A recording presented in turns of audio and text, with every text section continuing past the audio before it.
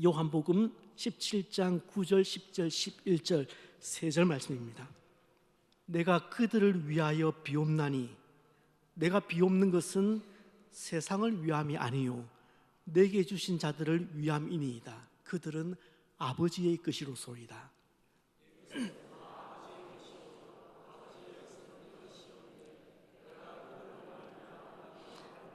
함께 읽습니다. 나는 세상에 더 있지 아니하오나 그들은 세상에 있사옵고 나는 아버지께로 가옵나니 거룩하신 아버지여 내게 주신 아버지의 이름으로 그들을 보존하사 우리와 같이 그들도 하나가 되게 하옵소서.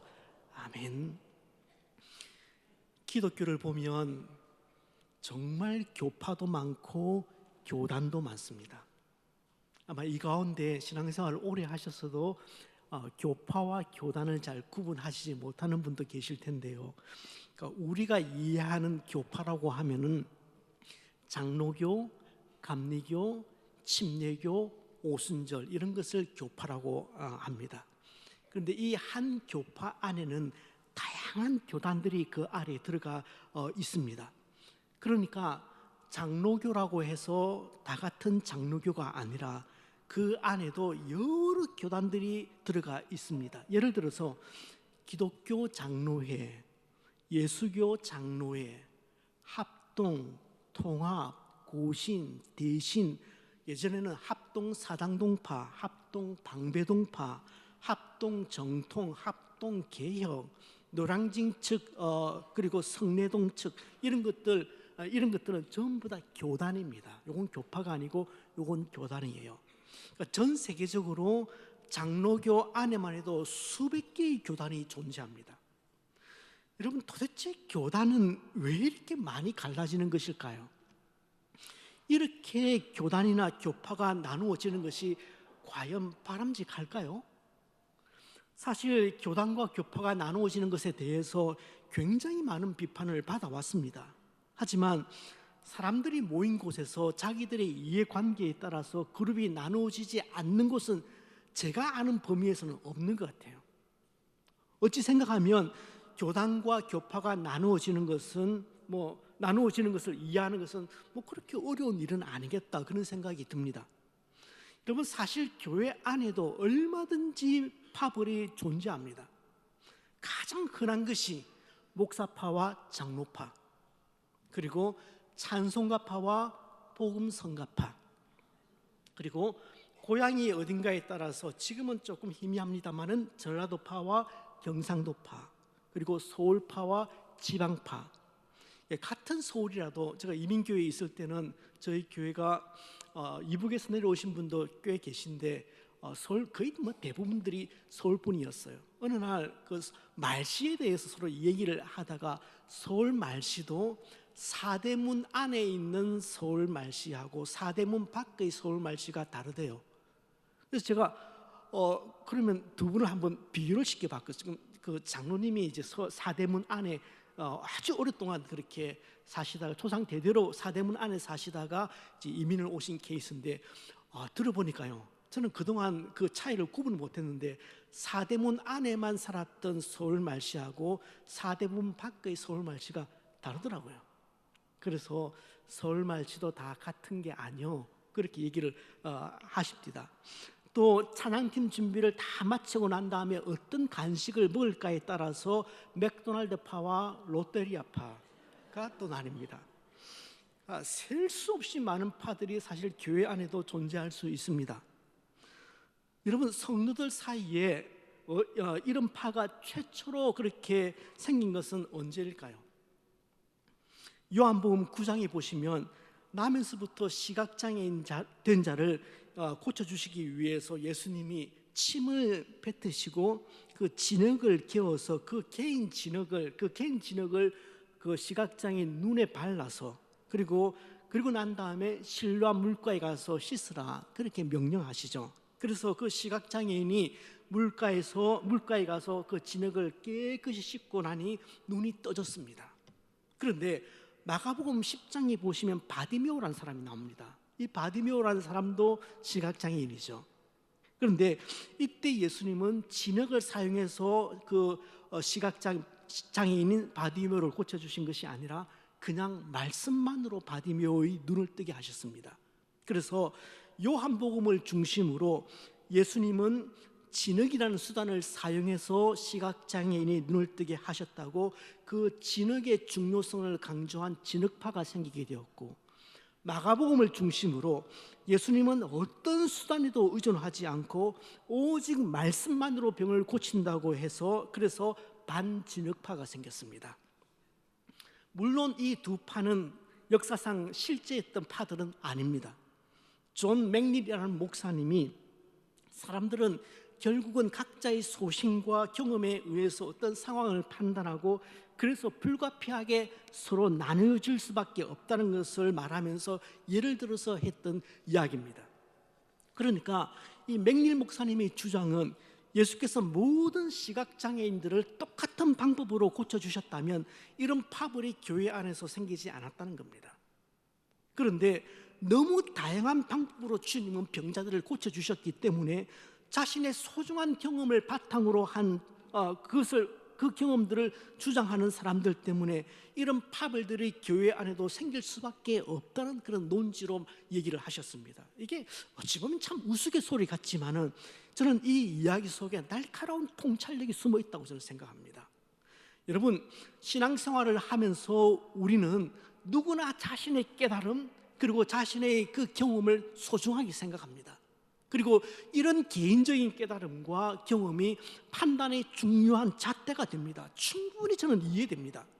그런데 문제는 하나님께서 너무 다양한 방법으로 일하신다는 겁니다. 모든 사람에게 동일한 방법으로 은혜를 주시고 모든 사람을 대하시는 하나님의 방법이 동일하다면, 똑같다면 사람들이 다른 생각을 못해요. 하나님은 늘 이런 식으로 일하신다, 이런 식으로 역사하신다, 이런 방법으로 병자를 고치신다. 그건 뭐 룰이니까, 법칙이니까 다른 생각을 못해요. 그런데 하나님은 너무나 다양하게 일하시기 때문에 같은 경험, 같은 생각을 가진 성도들이 이렇게 동질급으로 묶이는 것조차도 어쩌면 당연하겠다 그런 생각이 듭니다. 저는 지금까지 기독교 역사 속에서 교단과 교파가 갈라지는 것을 보면은 하나가 된다는 것은 어쩌면 교회 안에서는 불가능한 일이 아닐까, 저는 그렇게 생각합니다. 여러분은 어떻게 생각하십니까? 정말로 하나가 되는 것이 가능합니까? 소명교회는 하나입니까? 이런 질문에 요한복음 17장은 대단히 중요한 대답을 품고 있습니다. 요한복음 17장은 흔히 예수님의 대제사장적 기도라고 알려진 굉장히 유명한 장입니다. 그 유명한 벵갈 같은 그 신학자는 이렇게 얘기를 해요. 성경 속에서 가장 쉬운 말로 된 기도이지만 가장 심오한 의미를 지닌 기도다. 그렇게 이 요한복음 17장의 기도를 그렇게 주석을 하기도 했습니다. 예수님은 마지막 죽음의 길을 향해서 떠나시면서 염려와 불안에 떨고 있는 그 제자들, 참 말문이 막혀있던 그 제자들을 위로하시고 격려하시기 위해서 요한복음 13장, 14장, 15장, 16장까지 매우 긴 설교를 하셨습니다. 그리고 제자들의 발을 씻겨주시면서 자신의 헌신적인 사랑을 그들에게 다시 한번 표현하셨고 천국의 영광을 이야기하면서 제자들을 위로하셨습니다. 성령이 너희에게 임하시면은 내가 한 것보다 더 큰 일을 할 것이라고 그렇게 말씀하시면서 그들에게 소망을 주셨습니다. 무엇이든지 구하라. 그러면 내 이름으로 반드시 하나님께서 주실 것이다. 그렇게 말씀하시면서 기도의 영광도 알려주셨습니다. 뿐만 아니라 포도나무와 가지처럼 예수님과 제자들의 관계는 끊을래야 끊을 수 없다는 것을 알려주신 후에 너희가 세상에서는 환난을 당한다. 그러나 담대하라. 내가 세상을 이겼노라. 그렇게 위로하시면서 말씀을 끝내셨습니다. 그리고 나서 예수님은 눈을 들어서 하늘을 우러러보시면서 기도하기 시작하셨습니다. 성경에는 예수님의 대표적인 기도가 세 군데 나옵니다. 첫 번째는 마태복음 6장에 나오는 주 기도문입니다. 직접 하신 기도는 아니지만 주님께서 이 기도를 가르쳐 주셨고 오늘 저희도 그 기도를 하고 있습니다. 두 번째는 마태복음 26장에 예수께서 잡히시기 하루 전날 밤 그 겟세마네 동산에서 땀이 피가 되도록 그렇게 기도하셨던 장면입니다. 마지막 세 번째는 오늘 요한복음 17장에 등장하는 대제사장적인 기도입니다. 성경에서 예수님이 기도하시는 장면을 볼 때마다 그런 생각이 한 가지 들어요. 예수님은 언제나 기도하실 때 보이지 않는 하나님을 정말 눈앞에서 보고 직접 대화하는 것처럼 기도하셨다는 사실입니다. 그러면서 제 모습을 돌아보게 됩니다. 나는 예수님처럼 그렇게 하나님을 독대하고 있는가? 나는 정말 예수님처럼 그렇게 하나님이 면전에 계신다고 생각하고 확신하고 그리고 그렇게 선명하게 기도하고 있는가 말입니다. 이제 생명의 공동체를 세우는 40일 마지막 한 주간이 내일부터 시작되고, 또 말씀드린 대로 이 한 주간은 교회력으로 고난주간으로 우리가 보내게 되는데, 이 부분을 한번 곰곰이 묵상하시면서 이 한 주간을 오는 한 주간을 보내었으면 참 좋겠습니다. 정말 나는 하나님이 지금 내 앞에 계신다고 생각하고 그렇게 기도하고 있는가? 요한복음 17장은 처음부터 끝까지 전체가 예수님의 기도로 구성이 되어 있습니다.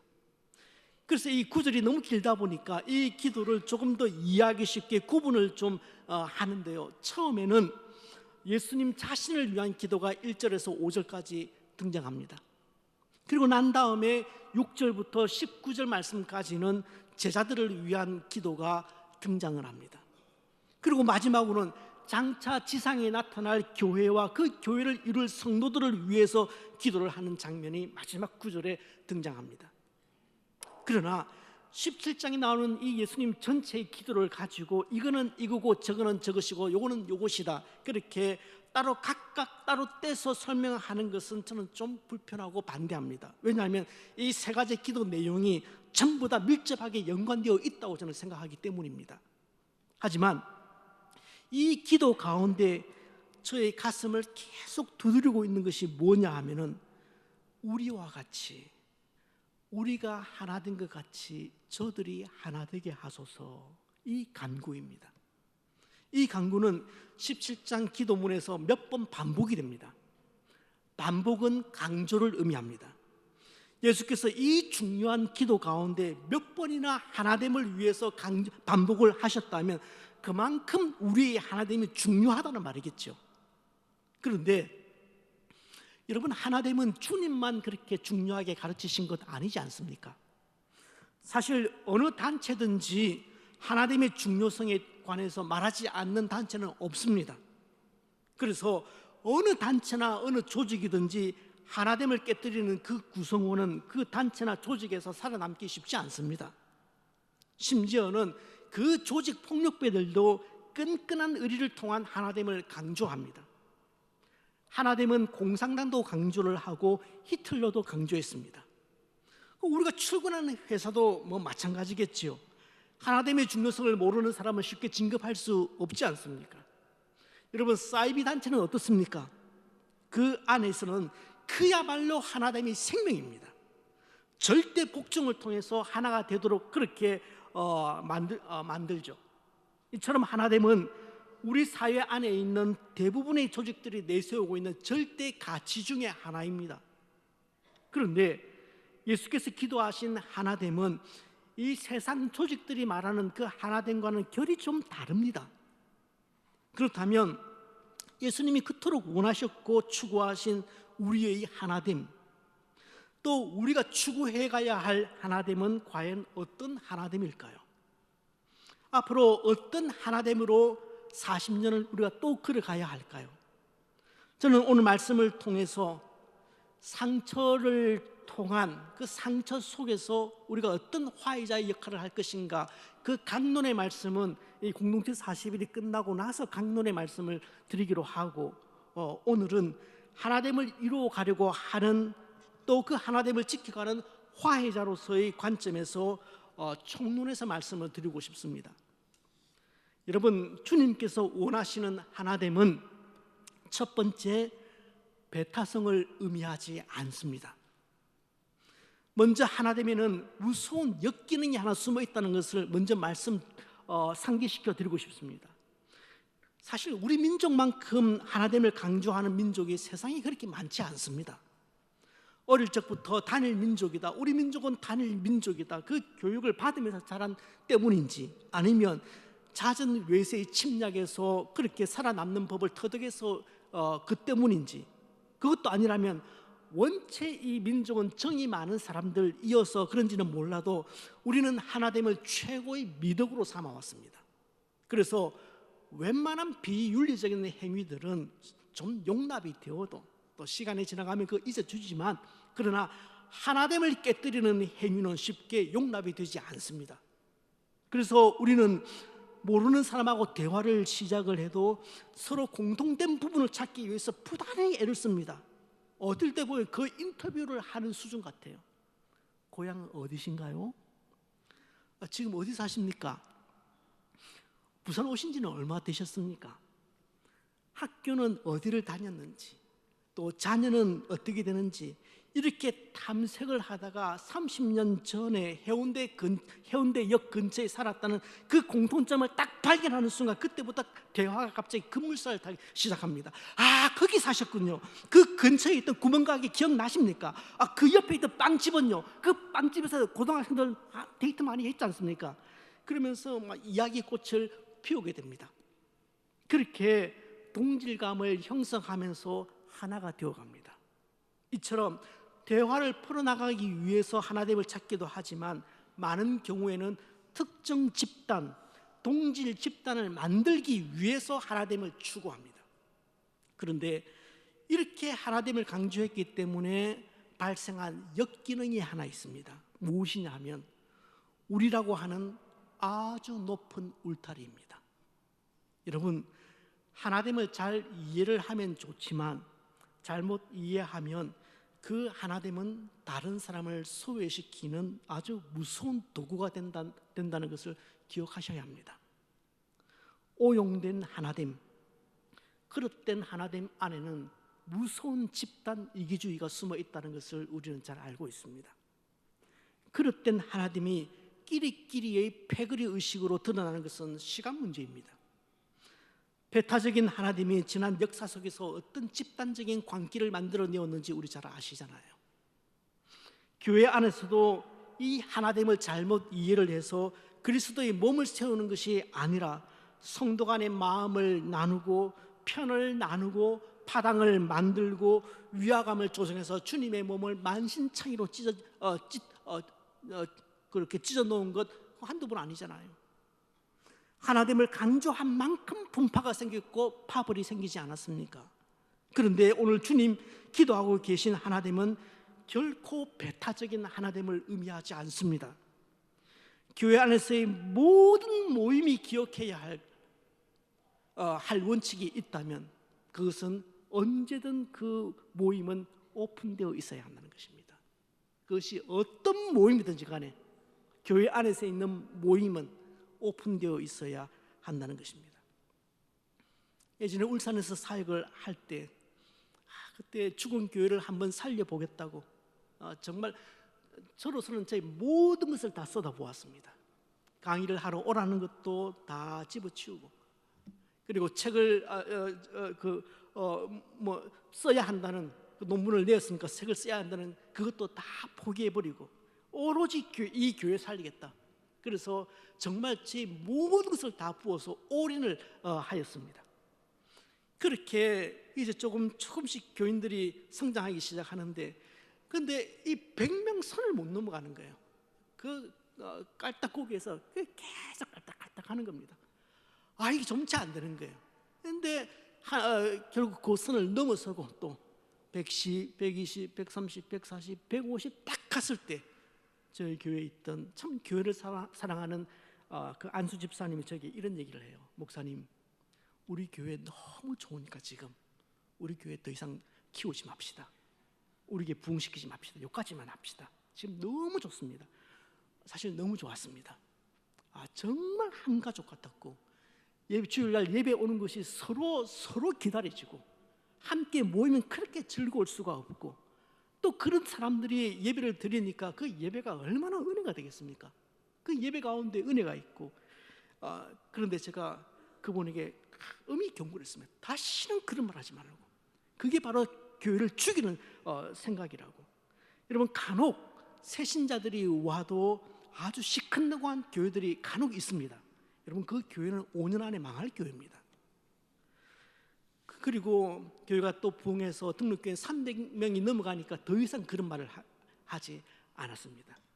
교회가 시간이 흘러가면은 결국 그 안에 고인물들이 썩게 되고, 그 고인물들이 썩지 않기 위해서는 계속해서 새물들이 들어와야 되거든요. 이 순환을 해야 되거든요. 그렇지 않으면 지금 아무리 좋아도 그 공동체가 썩을 확률이 상당히 많이 있습니다. 여러분, 주님이 기도하신 이 하나됨은 배타적인 하나됨이 아니에요. 배타적인 하나됨이 아니라 활짝 열린 개방된 하나됨임을 꼭 기억하시길 바랍니다. 하나 되어서 다른 사람을 밀어내고 배척하려는 것이 아니라 하나 되어서 누군가를 끊어 안으려고 할 때 주님이 기도하셨던 우리가 하나인 것 같이 저들이 하나 되게 하소서, 그 기도를 우리가 이루어 드리는 것입니다. 두 번째, 주님이 말씀하신 하나됨은 단순히 조직력 강화를 의미하지 않습니다. 예수께서 말씀하신 하나됨이란 집단이나 조직력 강화를 의미하는 것이 아님을 꼭 기억하시길 바랍니다. 여러분, 주님께서 우리 하나됨을 위해서 기도하셨을 때 그 의도는 예수 믿는 우리끼리 그냥 옹기종기 모여서 재미나게 살라, 그 뜻 아닙니다. 소명교회 교인들, 또 이 앞에 있는 오산교회 교인들, 또 저 아래에 있는 새삼교회 교인들, 서로 누가 더 똘똘 뭉쳐 있는가, 어느 교회가 조직력이 더 강한가, 또 새가족이 교회에 들어오면은 마치 개구리가 파리 잡아먹듯이 순식간에 잡아먹을 수 있는 그 순발력과 응집력이 어느 교회가 더 센가 겨루어서 주님께서 소명교회 교인들 제일 세다, 소명교회가 가장 조직력이 강하다, 그렇게 손을 들어주는 것이, 그것이 주님이 기대하는 하나됨이라고 우리가 이해를 한다면 우리는 주님의 마음을 제대로 못 읽은 겁니다. 구역이 하나 되는 것을 교회가 강조했다고 한번 생각을 해보십시다. 그러면 가장 먼저는 구역 식구들이 그냥 똘똘 뭉치고 으쌰으쌰 하면서 구역원들이 아주 재미나게 지내는 것을 우리가 상상하실 겁니다. 무슨 행사를 하더라도 구역원들끼리만 딱 그렇게 뭉쳐서 앉습니다. 다른 구역원들이 보기에 소외감을 느끼기에 충분할 정도로 우린 같은 구역이라는 것을 강조합니다. 그리고 응집력이 더 센 구역들은 더 힘을 내어서 일주일에 한 번이 아니라 일주일에 몇 번씩 만나서 교제합니다. 또 그렇게 한번 만나면 쉽게 헤어지지를 못합니다. 구역원들끼리 너무 결속력이 강하기 때문에 구역원들 중에 한 사람이 다른 구역 식구들과 친하게 지낸 것을 보면은 왠지 이질감이 느껴지기도 합니다. 만약 하나됨이 이렇게 좁게 이해되고 정의가 된다면 이건 문제가 큰 겁니다. 저는 우리 교인들이 좀 더 자주 만나서 함께 식사하고 함께 운동하고 함께 여행 다니면서 똘똘 뭉치는 건 너무 아름다운 모습이라고 생각합니다. 어제 토요일 점심 때도 우리 남자 전도회 어느 한 곳에서 그 전도회 팀원들이 모여가지고 같이 트레킹을 하고 또 점심 식사를 하러 간다고 하던데, 그렇게 저를 약올리면서도 그게 얼마나 부럽고 사랑스럽던지, 얼마나 보기 좋습니까? 하지만 그것만으로 우리가 하나 되었다 그렇게 자랑하지 말아야 합니다. 만약 제자들이 세상을 등지고 자기들끼리 똘똘 뭉쳐서 오손도손 그렇게 살아가는 것이, 그것이 주님께서 기도하신 하나됨이었다면 그건 그렇게 어려운 일 아닙니다. 예수께서 그들을 위해서 크고 좋은 집 하나 장만해 주시고 또 떠나실 때 먹을 만큼의 그 식량을 준비하신 후에 너네들 이 집에서 싸우지 말고 사이좋게 지내라 그렇게 말씀하시고 떠나가시면 되는 겁니다. 뿐만 아니라 만약에 제자들이 예수님과 함께 했던 그 3년의 추억, 그 3년의 공통점, 그 공통 분모를 강조를 하면서 뒤에 이제 교회 지도자들이 된 사람들과 차별화를 강조를 했다면 우리가 너희들하고 같아? 우린 3년이나 예수님과 주님과 동거동락한 그런 사람들이야. 너네들하고는 레벨이 달라.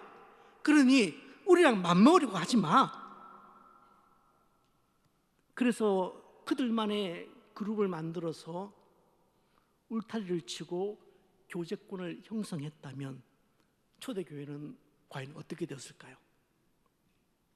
분명히 초대교회는 얼마 지나지 않아서 사분오열 산산조각 났을 것이라고 저는 추측합니다.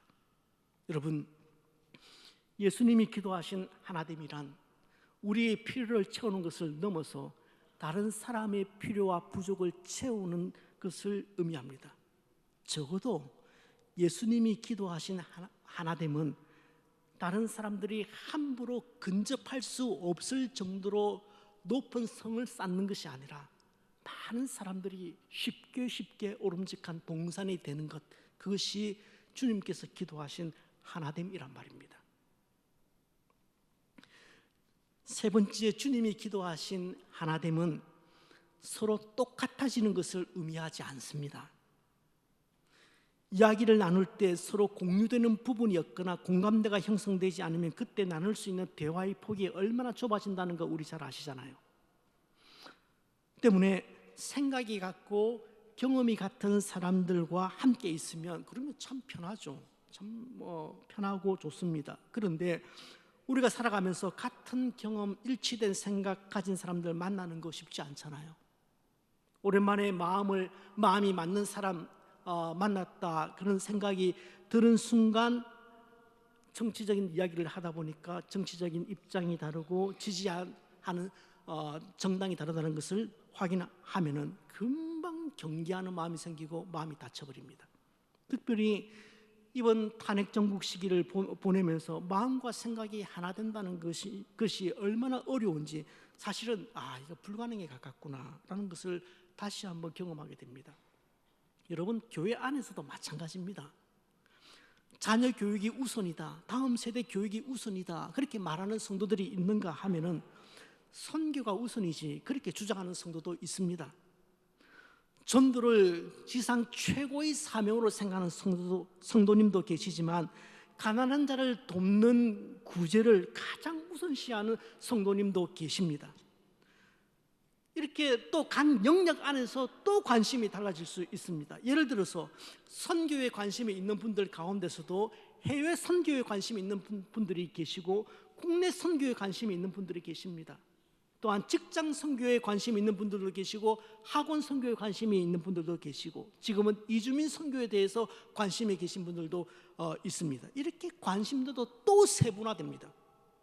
때로는 교회 안에서 이런 각자 다양한 의견들이 울려 퍼지기도 합니다. 그런데 그 소리가 너무 강하게 울려 퍼지면 결국은 분열을 낳고 파벌을 만들어내게 되는 거죠.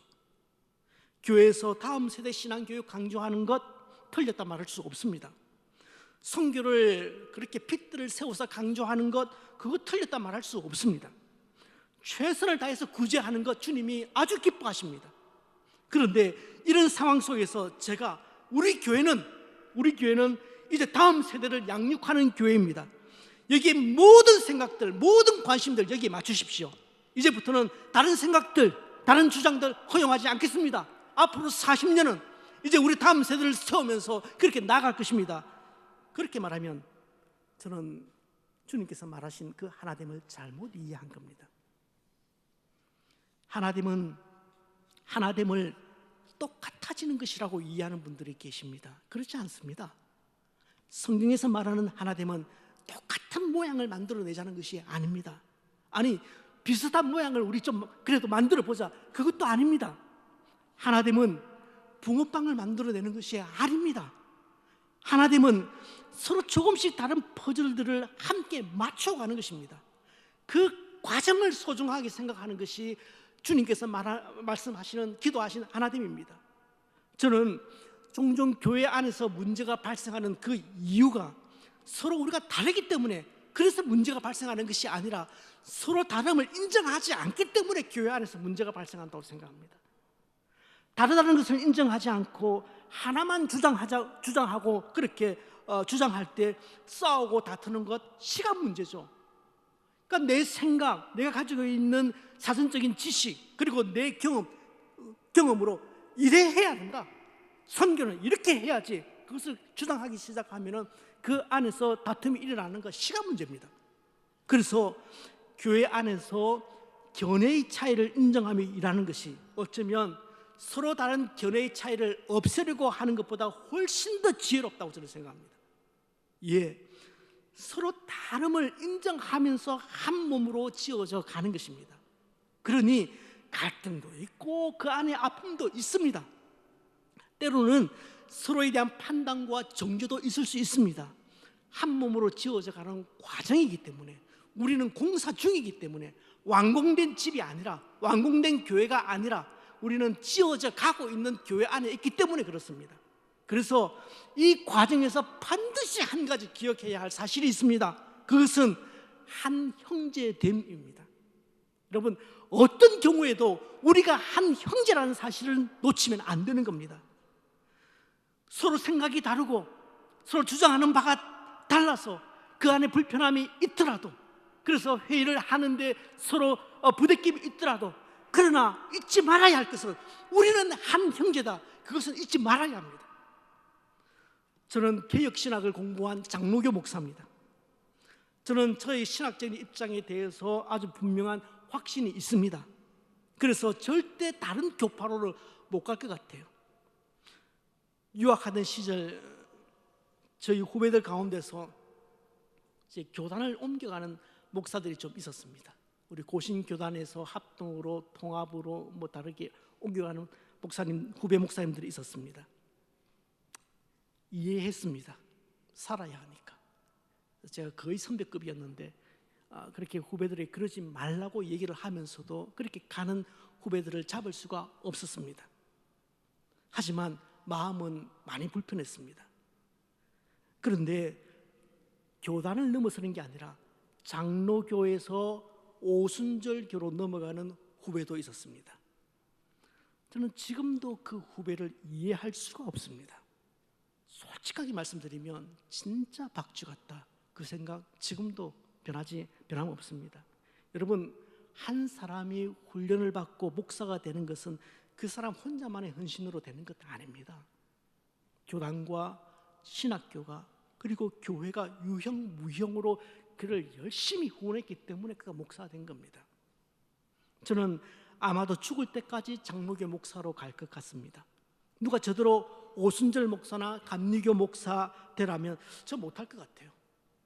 그러니까 저는 입장이 다르고 서로 다른 확신이 있으니까 장로교 목사는 장로교회에서 목회를 하면 되고, 오순절 목사는 오순절 교회에서 목회를 하면 된다고 생각합니다. 유학을 할 때 저희 학교는 그냥 복음주의 학교이기 때문에 모든 교파의 목사님들이 다 모였습니다. 감리교도 있었고 오순절도 있었고 한신 기장측도 있었고, 이제 같이 모여서 얘기를 하면 와, 이게 신학이 정말 다르긴 다르구나, 주장하는 게 정말 다르긴 다르구나. 그래서 어떤 주제에 대해서 나오면은 막 토론이 되는데 그냥 막 돌아요. 서로 다르니까, 신학이 다르니까. 어떨 때는 막 언성이 높아지기도 합니다. 그러나 그래도 절대 놓치지 말아야 할 것이 있다면 그것이 뭐냐면 우리가 한 형제다. 우리가 그리스도를 위한 한 형제다 라는 사실입니다. 여러분, 신앙 공동체 안에서 우리 각자가 예수 그리스도를 주로 분명히 인정할 수 있다면, 아무리 생각이 달라도 또 아무리 신학이 달라도 우리는 한 형제다. 그것 놓치면 안 되는 겁니다. 여러분, 예전에는, 불과 몇십 년 전에는 이 교단 개념이 굉장히 강했습니다. 그래서 어디든 이사를 가든지 그 교단을 벗어나지를 않았습니다. 고신교단 성도면은 어디 서울 이사를 가도 고신교단 교회를 찾아갔습니다. 그건 국룰이었습니다. 그 고신교단 사람이 다른 뭐 합동이나 통합으로 간다, 그 시절에는, 오래전 시절에는 그 생각조차 못했습니다. 그런데 지금은 교단 개념은 거의 없어져 버렸습니다. 지금 이 안에도, 우리 공동체 안에도 다양한 교단의 사람들이 지금 모여서 그렇게 예배를 드리고 있습니다. 그러니까 구역에서도 혹은 서로 만나서 어떤 신앙적인 얘기를 할 때 좀 부딪힘이 있을 수 있습니다. 서로 생각이 다르다는 것 느껴질 때가 분명히 있습니다. 그 주제 때문에 서로 좀 얼굴이 붉혀질 때도 있을 것입니다. 그러나 절대 잊지 말아야 할 것은, 그래도 우리는 한 형제다라는 사실은 잊으시면 안 되는 겁니다. 그렇다면 화이자의 직분을 받은 우리가 추구해야 할 하나됨은 어떤 것인가? 한 가지만 강조해서 말씀드립니다. 주님께서 말씀하신 그 의도를 제가 파악하건대 우리가 추구해 나가야 하나됨은 이유가 있는 하나됨이어야 합니다. 여러분, 하나됨 자체는 절대 목표가 될 수가 없습니다. 이 하나됨 자체가 목표가 되면은 그 하나됨은 반드시 대형 사고를 치게 되어 있습니다. 오늘 본문에서 예수님은 우리가 하나 된 것 같이 저들이 하나 되게 하소서 그렇게 기도하고 있는데, 여기 우리가 하나인 것 같이, 우리가 하나 된 것 같이, 예전 개역 개정에는 된 것 같이, 이 말은 인간을 구원하기 위한 이 위대한 계획에 성부, 성자, 성령 하나님이 하나인 것 같이, 그 말입니다. 인류를 구원하기 위한 이 위대한 일에 삼위 하나님이 하나가 되었던 것 같이, 따라서 우리와 같이 저희도 하나가 되게 하여 주옵소서. 이 기도는 바로 그와 같은 일을 성취하기 위해서 하나가 되게 해달라는 그런 기도입니다. 여러분, 그래서 함께 한다는 것, 우리가 함께 한다는 것도 중요하지만 함께 해서 무엇을 할 것인가가 훨씬 더 중요합니다. 하나가 된다는 그 자체가 중요하다기보다는 그렇게 하나가 되어서 궁극적으로 뭐 하려고 하나가 되려고 하는데, 무엇을 이루려고 하는 것인데, 그것이 훨씬 더 중요한 문제라는 것입니다. 그러니까 우리에게 하나됨은 궁극적인 목적이 아니라 어떤 일을 성취하기 위한 수단이 되는 겁니다. 여러분, 이 차이를 구분하실 줄 아셔야 합니다. 하나됨은 절대 그 자체로 우리 소명교회의 궁극적인 목표가 될 수가 없습니다. 그러면 교회가 무슨 짓이든 다 할 수 있어요. 그렇다면 우리 소명교회가 추구하는 우리 하나됨의 목표는 무엇입니까? 어떤 목표를 달성하기 위해서 우리가 하나 되려고 이렇게 애를 쓰는 것입니까? 그것은 하나님 나라입니다. 하나님의 나라를 위해서 우리가 하나 되려고, 구역도, 기관도, 하나님 섬기는 부서도, 우리 온 교회가 하나가 되려고 하는 것입니다. 하나님 나라를 앞당기기 위해서 길을 쓰고 하나가 되려고 하는 것입니다. 그 하나님 나라를 이루는데 천명은 교회이기 때문에 이 교회를 건강하게 세우기 위해서 우리가 하나가 되려고 하는 것입니다. 이 일을 위해서 우리가 40년을 달려왔습니다. 향후 40년도 이 일을 위해서 우리가 달려갈 것입니다.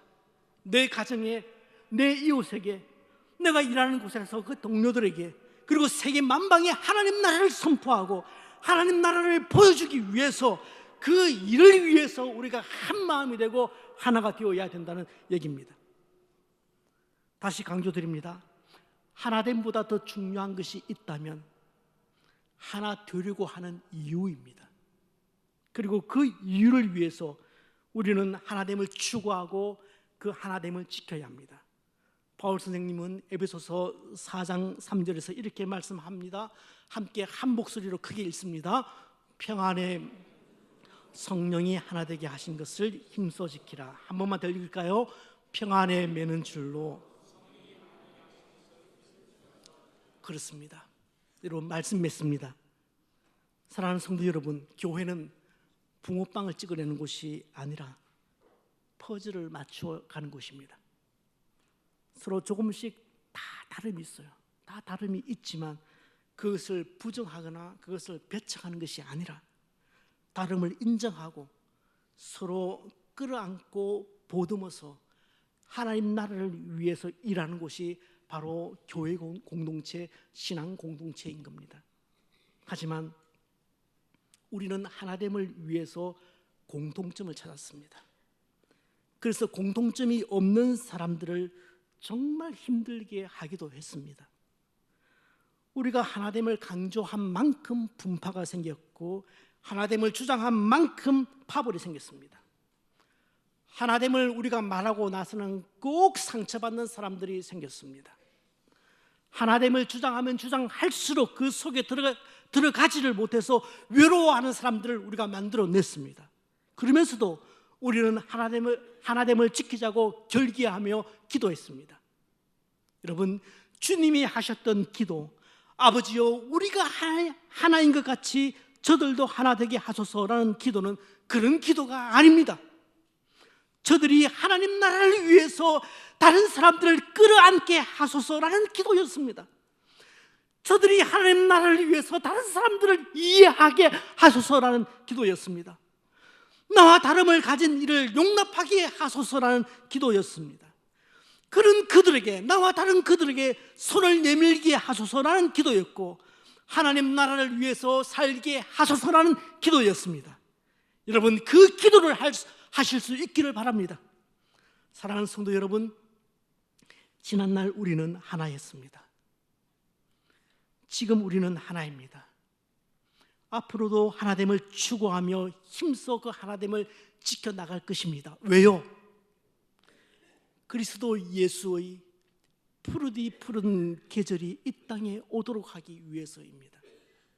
그 일에 하나 되는 소명 공동체, 각 구역, 각 가정 되시길 주님의 이름으로 축복합니다. 아버지여, 우리와 같이, 우리가 하나 된 것 같이 저들도 하나 되게 하소서.